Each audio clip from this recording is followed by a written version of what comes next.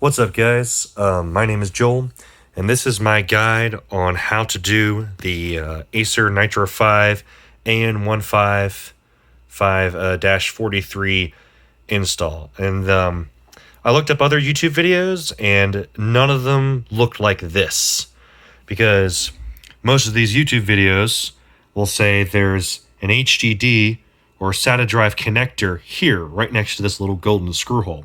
For this model, there's not, and this is the model without the SSD or HDD access plate or the RAM plate.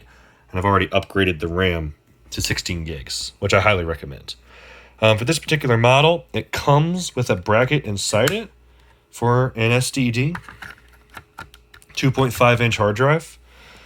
But the connectors right here, right above the battery. Most of these guides, all the ones I've seen, like the AN515-54s and the AN515-52s and all those, all of them have the little HDD SATA drive cable, flexible cable thing connector, which I'll give a link in the description below.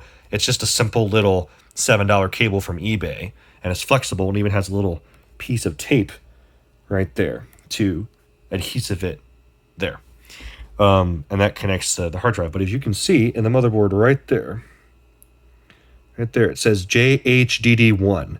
So this is the connector to actually connect a hard drive. And Acer's guides don't tell you this. None of the guides I found on YouTube tell you this.